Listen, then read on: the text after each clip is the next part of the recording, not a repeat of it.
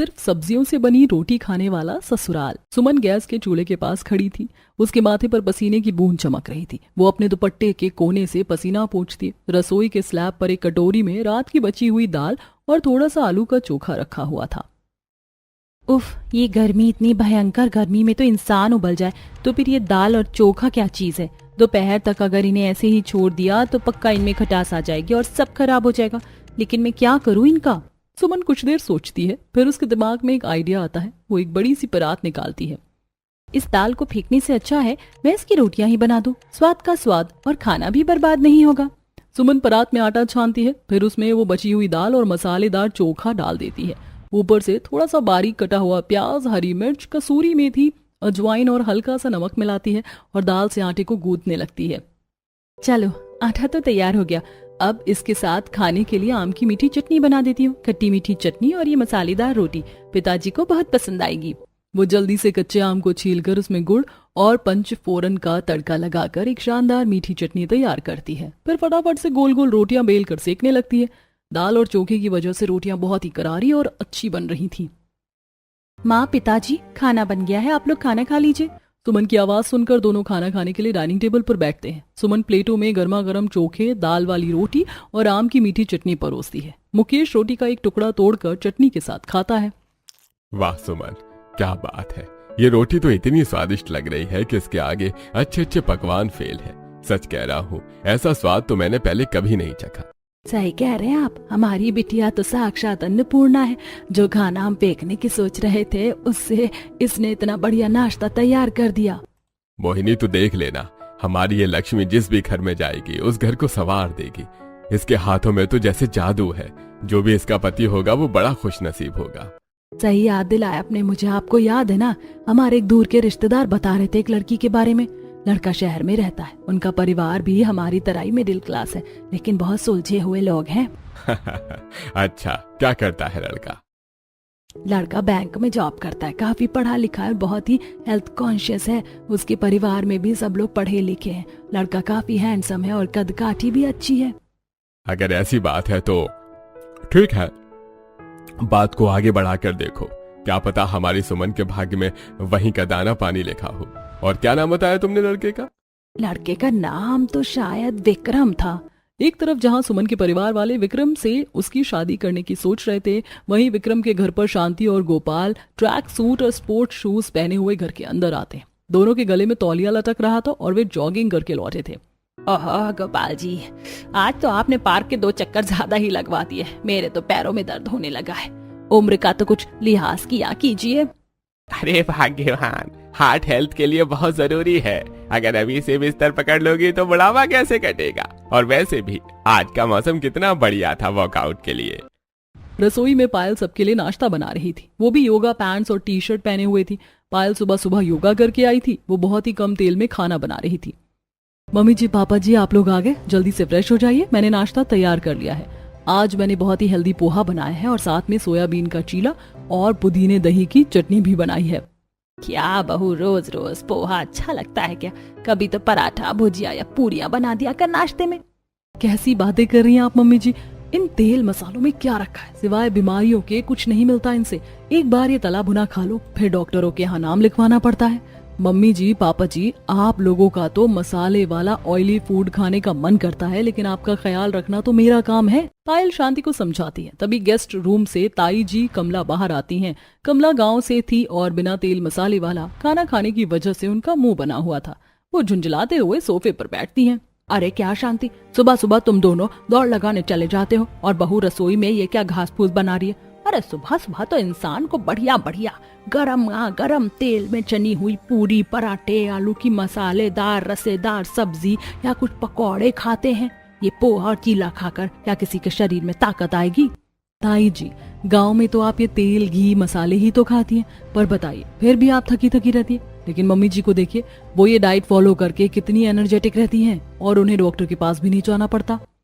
तुम लोग तो बस डॉक्टर डॉक्टर करते रहो। इतना डर डर के कोई खाना पीना करता है क्या? खैर छोड़ो इन बातों को। ये बताओ, विक्रम का क्या सोचा है तुमने? कमला इतना कहती है कि तभी विक्रम सुबह सुबह जिम करके घर आता है। उसने जिम के कपड़े पहने थे। उसकी बॉडी पसीने से लथपथ थी और बाइसेप्स पसीने की वजह से चमक रहे थे। उसके हाथ में एक बड़ा सा जिम बैग था। Good morning everyone. भाभी, मेरा प्रोटीन शेक तैयार है क्या? वर्कआउट के बाद बहुत तेज भूख लग रही है। कमला विक्रम को ऊपर से नीचे तक देखती है और विक्रम को छेड़ते हुए कहती है, लो आ गया तुम्हारा पहलवान। अरे विक्रम, इतनी भारी भरकम कसरत करता है तू, अब तो तेरी शादी कर देनी चाहिए। एक नई नवेली बहू घर में आएगी तो वही तेरे लिए ये सब प्रोटीन शोटीन बनाएगी। कब तक ये बेचारी पायल अकेले पूरे घर का काम करेगी?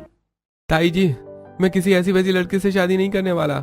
मुझे तो एकदम परफेक्ट 0 फिगर वाली लड़की चाहिए, जो खुद भी फिटनेस मॉडल की तरह दिखे और मेरी डाइट का पूरा ख्याल रखे। मुझे कोई आम सी गोल मटोल लड़की नहीं चाहिए। विक्रम की बात सुनकर पायल किचन से हंसते हुए बाहर आती है। ताई जी, इनका यही ड्रामा है। इन्हें तो बस अपने जैसी कोई जिम करने वाली चाहिए। अरे बेटा, जो लड़कियां दिन भर अपना वजन नापती रहती है वो घर क्या संभालेंगी? गोपाल भैया, मेरी नजर में एक लड़की है, बड़ी शांत और सुलझी हुई लड़की है। आप कहें तो मैं बात आगे बढ़ाऊं? विक्रम, तुम्हारी भाभी तो हमें रोज प्रोटीन फाइबर वाला खाना खिलाती है। तेरी पत्नी भी जिम करने वाली। नहीं नहीं नहीं नहीं, हमें तो नॉर्मल लड़की चाहिए जो हमें अच्छा खाना बनाकर खिलाए। कमला, लड़की अच्छी है तो बात आगे बढ़ाकर देखो।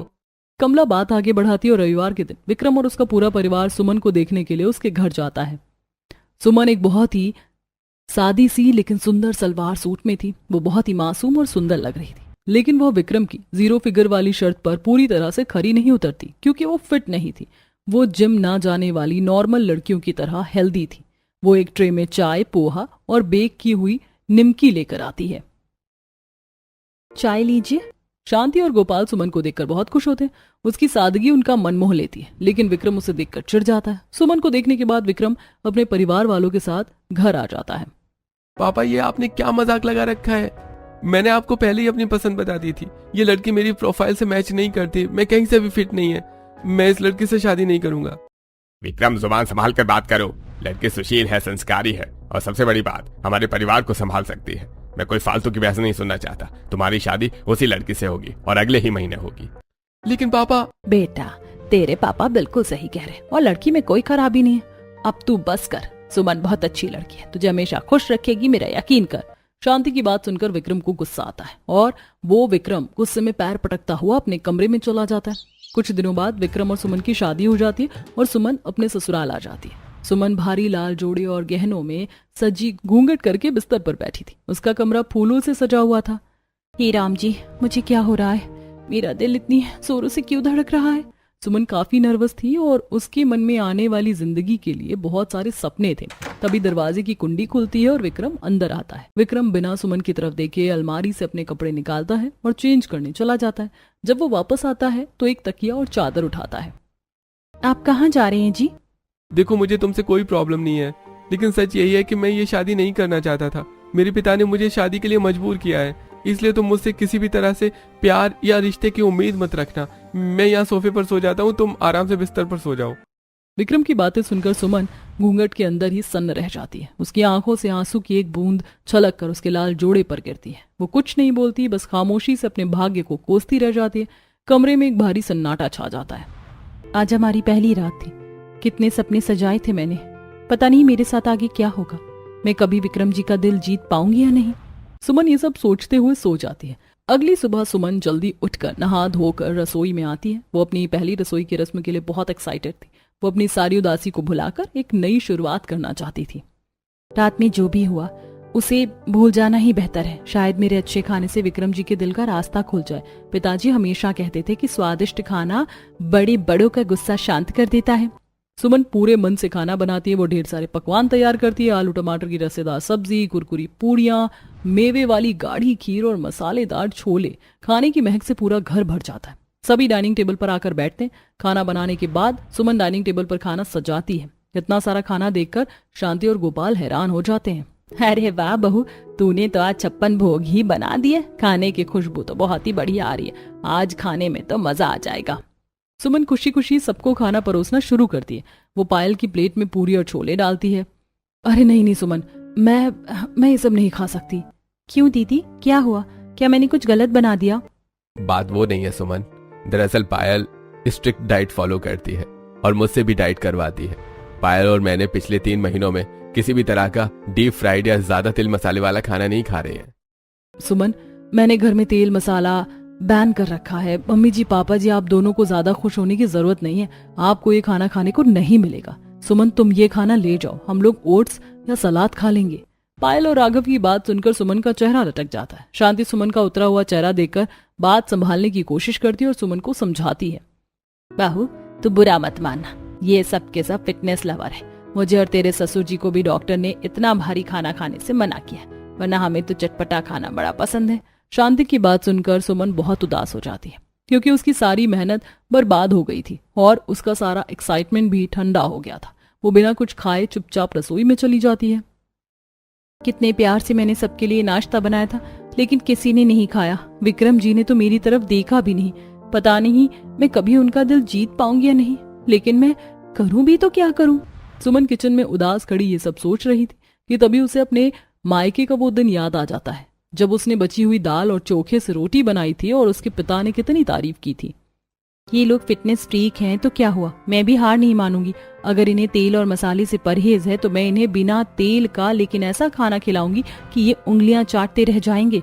सेहत की सेहत और स्वाद का स्वाद। सुमन फ्रिज खोलती है। फ्रिज में ढेर सारी सब्जियां रखी थी। वो गाजर, चुकंदर और ताजी हरी मेथी बाहर निकालती है। आज मैं इन सभी को सब्जियों वाली रोटियां खिलाऊंगी। सुमन बहुत ही जल्दी जल्दी काम करती है। वो 3 अलग अलग कटोरे लेती है। पहले कटोरे में वो ताजी गाजर को बारीक कद्दूकस करती है और उसे गेहूं के आटे में मिलाकर गूंथ लेती है। आटा ऑरेंज कलर का हो जाता है। विक्रम जी तैयार हो जाइए जल्दी खाना खाने के लिए। गाजर वाला आटा तैयार करने के बाद वो दूसरे कटोरे में चुकंदर को उबालकर उसका पेस्ट बनाती है और उसे आटे में गूंथती है। इससे आटे का कलर रेड हो जाता है। फिर वो तीसरे कटोरे में मेथी के पत्तों को बारीक काट कर थोड़े से जीरे के साथ आटे में मिलाती है। यह आटा एकदम हरा हो जाता है। सुमन 3 रंगों के आटे को देखकर मुस्कुराती है। ये तो एकदम तिरंगे जैसा लग रहा है। अब इन सब्जियों से बनी रोटी के साथ खाने के लिए मैं बिना तेल की पनीर की भुर्जी बनाती हूँ। सुमन तवे पर बिना किसी घी या तेल के उन सब्जियों की रोटियां सेकती है। रोटियां बहुत ही मुलायम और देखने में बहुत अच्छी लग रही थी। साथ में वो ताजे पनीर कद्दूकस करके उसमें टमाटर, हरी मिर्च और हरा धनिया डालकर एक सूखी भुर्जी तैयार करती है। मेरी सब्जियों की ये रोटियां मेरे फिटनेस लवर वाले ससुराल वालों को बहुत पसंद आएगी। शांति, गोपाल और उसका पूरा परिवार लंच करने के लिए डाइनिंग टेबल पर बैठते हैं। सुबह तो बहू ने कितना ऑयली खाना बना दिया था और कितना खाना बर्बाद भी हुआ था। पता नहीं वो लंच में क्या बनाएगी। पायल तुम्हें पता है क्या? नहीं मम्मी जी, मैं तो अपना काम करने में बिजी थी, मैं किचन में नहीं गई। सुमन के सुबह के बनाए खाने को देखने के बाद उसके ससुराल वाले लंच के खाने को लेकर काफी टेंशन में थे। तभी सुमन बड़ी सी ट्रे में रंग बिरंगी रोटियां और पनीर की भुर्जी लेकर आती है। सुमन, ये क्या है? ये रोटियां लाल, हरी और नारंगी क्यों है? क्या तुमने इनमें कोई फूड कलर डाला है?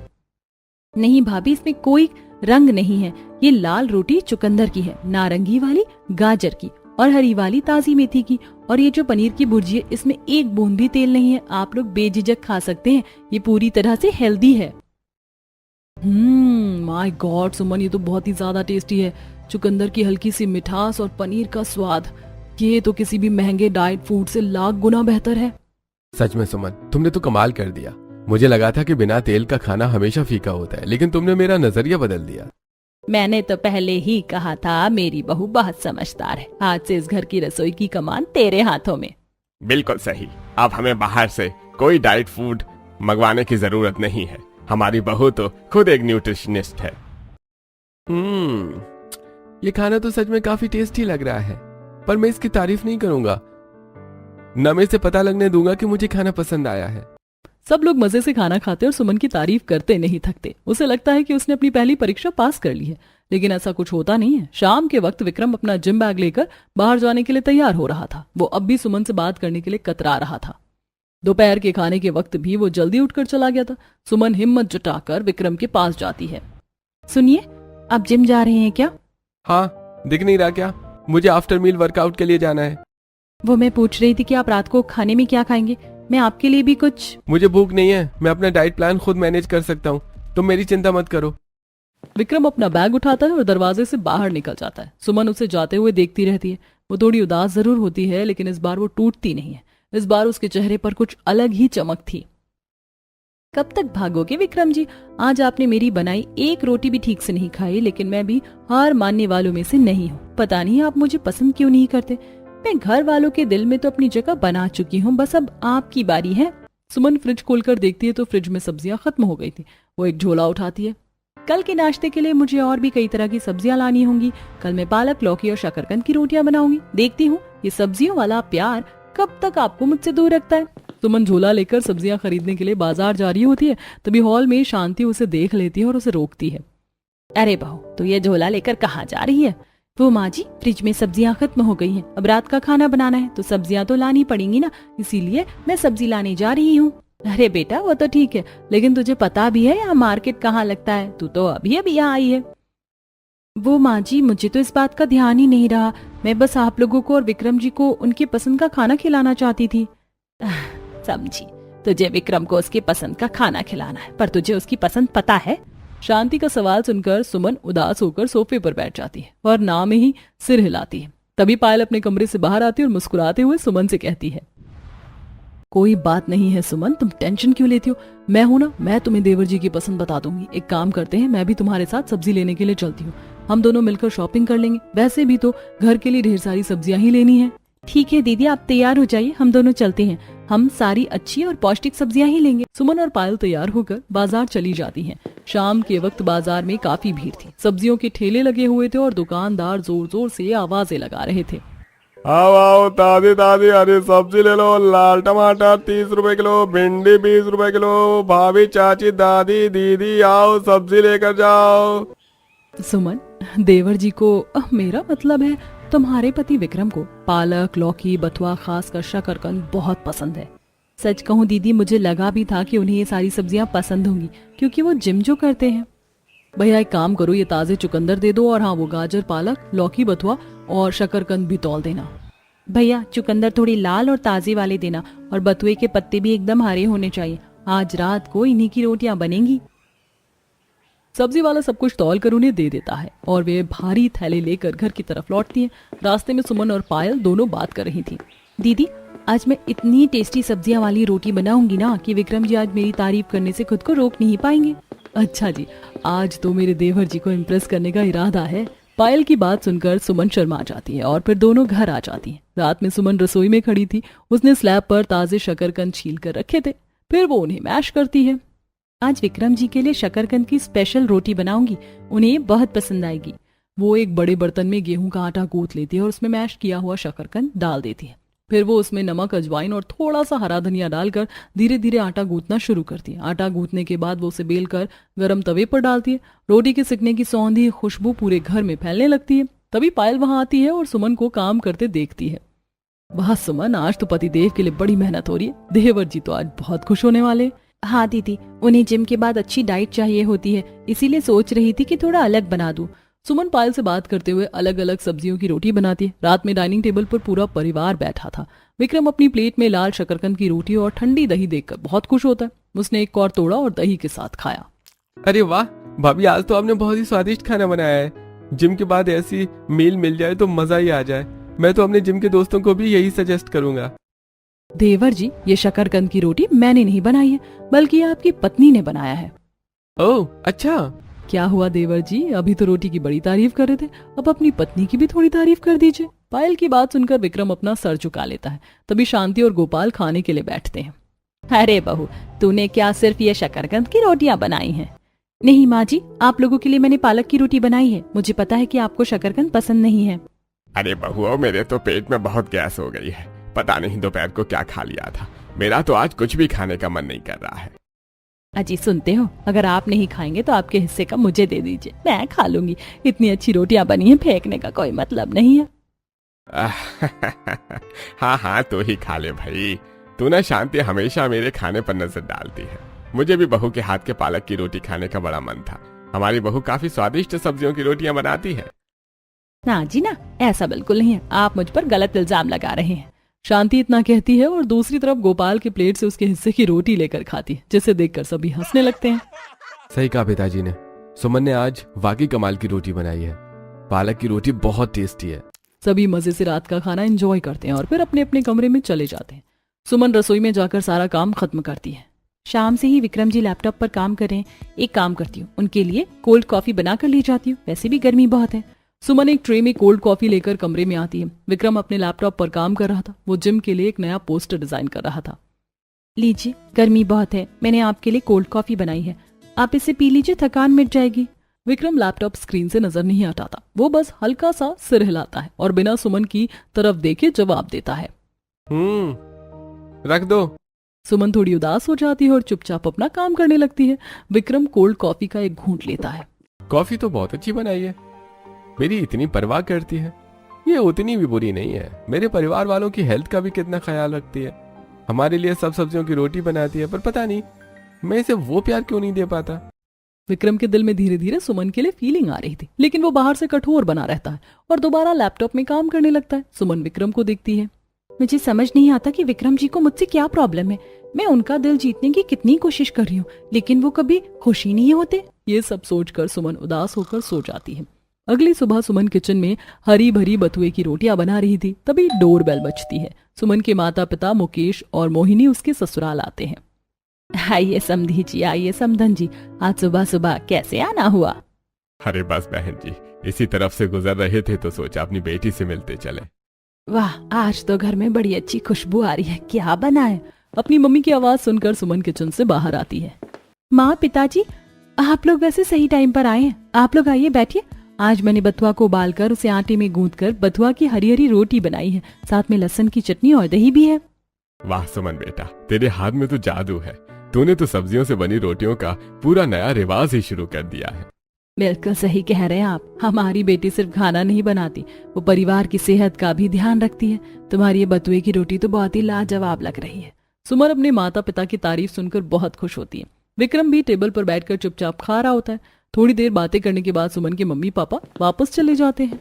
सुमन घर के कामकाज में लग जाती है और दोपहर के खाने के लिए चावल और चिकन बनाती है। विक्रम हॉल में बैठकर अपने दोस्त से बात कर रहा था। अरे भाई, तू भूल गया क्या? हमने शिमला घूमने जाने का प्लान बनाया था ना? अरे हाँ, 4-5 दिन का ट्रिप है। सब अपनी अपनी पत्नियों को लेकर आ रहे हैं। तू भी भाभी जी को लेकर आना, ठीक है? मैं शाम तक फाइनल करता हूँ। विक्रम फोन काटता है। पायल जो सोफे पर बैठकर काम कर रही थी, वो विक्रम की बात सुन लेती है। अरे देवर जी, कहाँ जाने की तैयारी हो रही है? शिमला? सुमन उसी वक्त पीछे से पानी का ग्लास लेकर आती है और वहीं रुक जाती है। वो विक्रम की बात सुनने लगती है। हाँ भाभी, दोस्तों के साथ शिमला का प्लान बन रहा है। देवर जी, इस ट्रिप में सभी अपनी पत्नी को भी साथ ले जा रहे होंगे ना, तो आप भी सुमन को अपने साथ ले जाइए। मैं सुमन को अपने साथ नहीं ले जाऊंगा, वो मुझे बहुत बोरिंग लगती है और वैसे भी वो थोड़ी अनफिट है। मेरे दोस्त अपनी फिट और मॉडर्न पत्नियों के साथ आएंगे। अगर मैं इसे लेकर गया तो इनके सामने मेरी बहुत इंसल्ट हो जाएगी। ना ना ना ना ना, मैं इसे नहीं ले जाने वाला। पीछे खड़ी सुमन के हाथों से पानी का ग्लास छूटते छूटते बचता है। उसकी आंखों में आंसू आ जाते हैं। वो बिना कुछ कहे वहां से मुड़कर अपने कमरे में चली जाती है। उसका दिल पूरी तरह टूट चुका था। उसी शाम विक्रम अपना बैग पैक करने के लिए कमरे की तरफ जा रहा होता है, तभी गोपाल उसे रोक लेते हैं। विक्रम, मैंने सुना तुम कहीं ट्रिप पर जा रहे हो। हाँ जी पिताजी, मैं कुछ दिनों के लिए अपने दोस्तों के साथ शिमला जा रहा हूँ। नहीं बेटा, तू कहीं नहीं जा सकता। तू भूल गया क्या? अगले ही हफ्ते तुम्हारे चाचा के बेटे की शादी है। हमें शादी में जाना है। लेकिन पिताजी, मैंने कह दिया ना, पहले रिश्तेदारी, उसके बाद घूमना फिरना। तुम सभी अपने दोस्तों को फोन करके मना कर दो। विक्रम बेमन से फोन निकालकर अपने दोस्तों को मना कर देता है। 2 दिन बीत चुके थे, लेकिन विक्रम के उस दिन की बात से सुमन बहुत दुखी थी। वो घर में ज्यादा किसी से बात नहीं करती।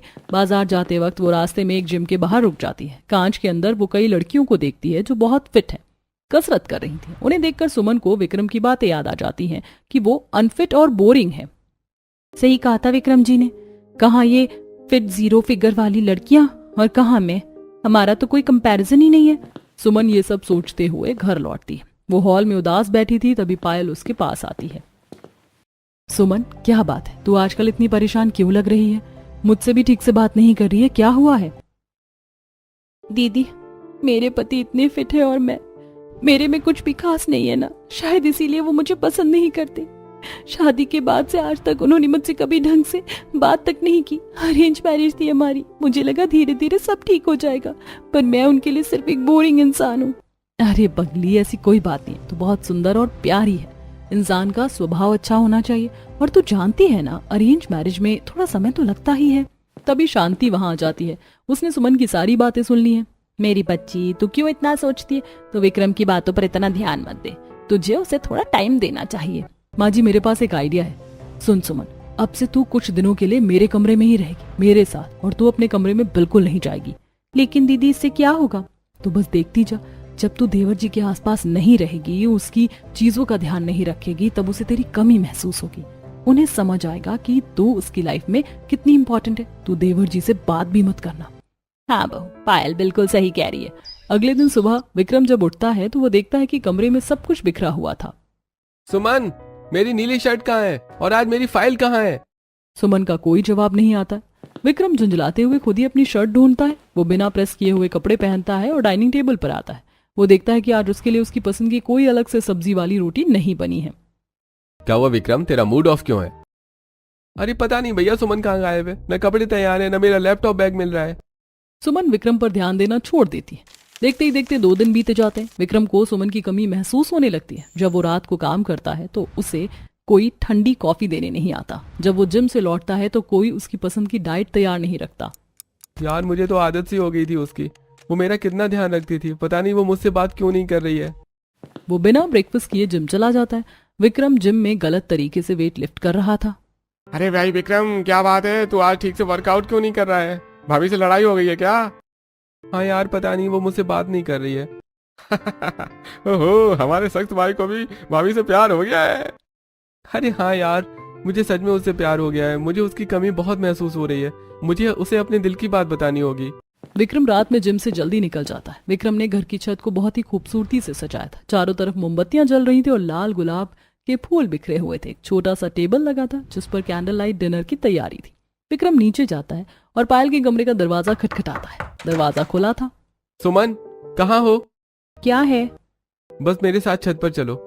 विक्रम सुमन को छत पर ले जाता है। सजावट देखकर सुमन हैरान हो जाती है। विक्रम एक खूबसूरत लाल रंग की साड़ी का पैकेट सुमन के हाथों में देता है। मुझे माफ कर दो सुमन, मैंने तुम्हें शादी के बाद से बहुत परेशान किया है।